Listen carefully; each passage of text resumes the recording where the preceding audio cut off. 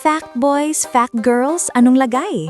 Alam niyo ba na ang simpleng salita nating pasalubong ay nagmula sa salitang salubong? Sa pinakapayak nitong anyo, ito ay pagbati sa pamamagitan ng regalo. Isipin mo yan, bago pa man dumating ang mga Kastila, may kaugalian na tayong ipakita ang malasakit at respeto sa pamamagitan ng pagbibigay ng bagay sa taong babalikan o makakasalubong. Ang bawat pasalubong ay may kwento, hindi lang basta merienda o souvenir. Dito nagsisimula ang ating paglalakbay sa kasaysayan, kung saan ang simpleng regalong dala mula sa biyahe ay nagiging tulay ng ugnayan sa pamilya, kaibigan at komunidad. Sumubaybay, subscribe, Fact your day, facts sa history. Noong sinaunang panahon, ang mga pamayanang Pilipino ay bahagi ng mas malawak na sistemang kalakalan. Hindi lamang basta palitan ang produkto, ang pagpapasalubong ng kalakal ay may ritual at kahulugan. Sa Visayas at Mindanao, karaniwan nang ipinapadala ang mga lokal na produkto gaya ng niyog, hinabing banig o pananim bilang tanda ng respeto sa kalapit na barangay. Hindi lang ito simpleng transaksyon, ito rin ay pahiwatig ng tiwala at pagpapahalaga sa relasyon ng pamayanan. Bawat palitan ay may etiketa. Ang maling paraan ng pagbibigay o pagtanggap ay pwedeng magdulot ng alitan. Nakakabighani, hindi ba? Isang bagay na akala natin ay simpleng kaugalian ay may napakalalim na konteksto sa lipunan. Bago pa man dumating ang mga Kastila, malinaw na ang pagkakaiba ng pasalubong at souvenir. Ang souvenir ay alaalang dala para sa sarili, para sa memorya ng lugar na pinuntahan. Ang pasalubong naman ay palaging iniisip ang tatanggap. Ito ay tanda ng malasakit at koneksyon, isang uri ng pakikipagkapwa na mas mahalaga kaysa sa mismong bagay na ibinibigay. Habang souvenir ay para sa akin, ang pasalubong ay para sa iyo. Sa sinaunang komunidad, ginagamit ito bilang panimula ng alyansa, pagkakaibigan o pagtutulungan. Sa mga katutubong barangay sa Luzon, ang pagdadala ng ani o likas na yaman bilang pasalubong ay nagpapalakas ng ugnayan sa pagitan ng pamilya o kalapit na barangay. Sa ganitong paraan, ang simpleng niyog o kakanin ay nagiging diplomatiko. Nakakaaliw isipin kung paano nagbago ang kahulugan ng pasalubong sa paglipas ng panahon. Bago pa man dumating ang mga Kastila, ang mga produkto ay pangunahin gamit sa ekonomiya, kaya ang pasalubong ay pwede ring ituring na uri ng social currency. Ipinapakita nito na ang kultura ng pagbibigay sa Pilipinas ay laging nakaangkla sa relasyon at obligasyon, hindi sa material na halaga. Ang regalong ibinibigay ay wika ng pakikipagkapwa, isang paraan upang sabihing, iniisip kita, pinapahalagahan kita, at nais kong manatili tayong magkaugnay. Kakaiba rin ang pagiging specific ng mga sinaunang Pilipino sa pagpili ng pasalubong. May ritual at konsiderasyon. Ang uri ng produkto ay nakaayon sa katayuan ng tatanggap, sa panahon at sa okasyon. Ang maling pasalubong o pagbibigay sa hindi angkop na oras ay pwedeng magdulot ng hindi pagkakaunawaan. Para bang may nakasulat na social manual kahit sa pre-colonial na panahon pa.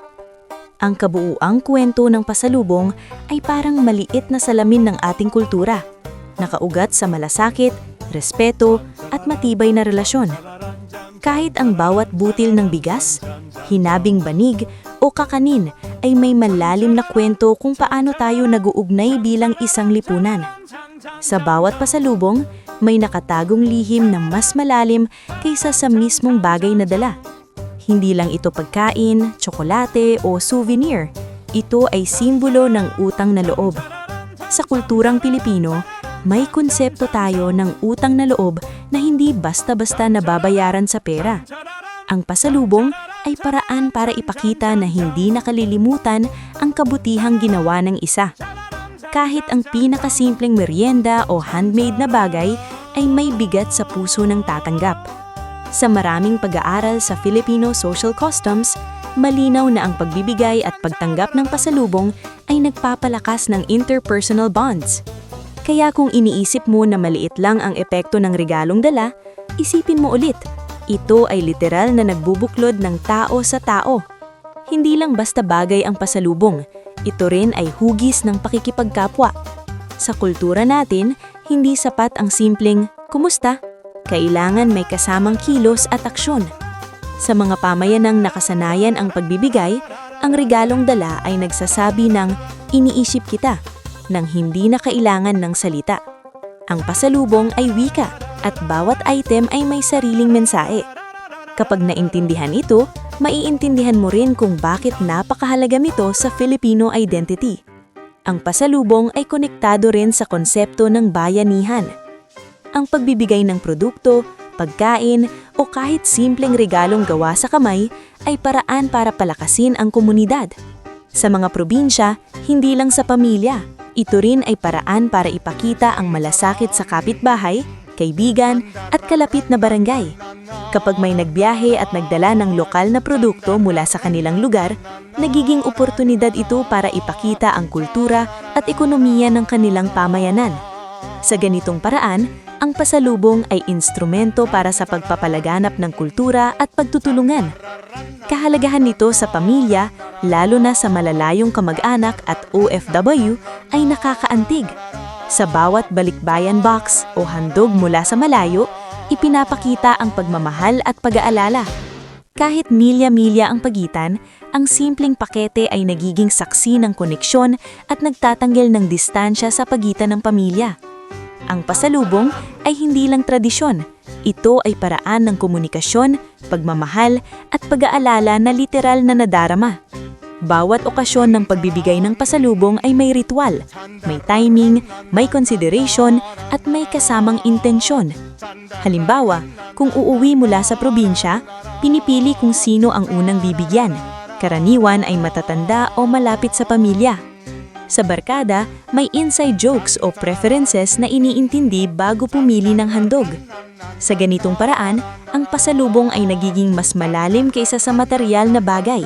Ito ay cultural practice, social intelligence, at sining ng pakikipagkapwa. Nakakatuwang isipin na kahit sa digital age, ang tradisyon ng pasalubong ay nag-a-adapt. May online padala, e-gifts o prepaid load na nagsisilbing modernong pasalubong. Pero nananatili ang essence, connection, thoughtfulness at pagmamalasakit. Kahit kaano pa karami ang modernong pagbabago, ang ugat ng pasalubong ay nananatili.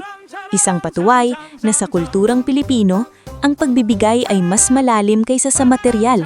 Ito ay wika ng malasakit, respeto at pagmamahal.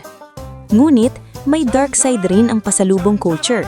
Kapag nagiging expectation o social obligation, nagdudulot ito ng stress, lalo na sa mga OFW o malalayong nagtatrabaho. Ang simpleng kilos na dati simbolo ng pagmamahal ay minsang nagiging pressure na nakakaapekto sa emosyon at pera. Minsan, mas nakatuon ang pagbibigay sa halaga ng bagay kaysa sa mensahe nito at pwede ring magdulot ng pagkukumpara o inggit. Sa kabila nito, marami pa rin ang nakatuon sa intensyon at thoughtfulness. Makikita rito ang duality ng pasalubong culture, isang halo ng genuine connection at social expectations. Nakakainteresante rin ang epekto nito sa lokal na ekonomiya at turismo. Sa mga probinsya, maraming lokal na produkto ang nakikilala at naipapadala sa ibang lugar dahil sa pasalubong. Ang native delicacy o handicraft ay hindi lang simpleng pagkain o souvenir. Ito ay produkto ng lokal na kultura at kabuhayan. Sa bawat balikbayan box o handog mula sa malayo, ang lokal na ekonomiya ay nabubuhay at ang turismo ay lumalago. Sa ganitong paraan, ang pasalubong ay instrumento para sa pagpapalaganap ng kultura at pagtutulungan. Ang pasalubong ay lens rin sa ethical at social dimension ng ating kultura. Kapag sobra ang pressure o nagiging competitive, pwedeng itong magdulot ng toxicity sa relasyon. Pero kapag naiintindihan ang intensyon at tamang konteksto, ang tradisyon ay nananatiling powerful social glue. Nakaka-curious na isipin na kahit sa simpleng handog, makikita ang interplay ng kultura, emosyon, ekonomiya at teknolohiya. Ang pasalubong ay hindi lang bagay. Ito ay paraan ng pagpapahalaga at pagpapanatili ng koneksyon sa lipunang masalimuot at dynamic.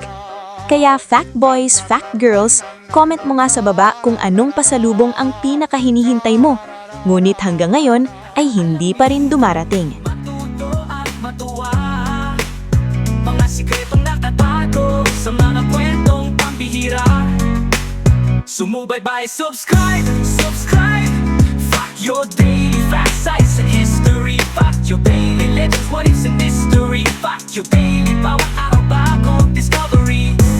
Sumubaybay at matuto. Fact your baby, yo!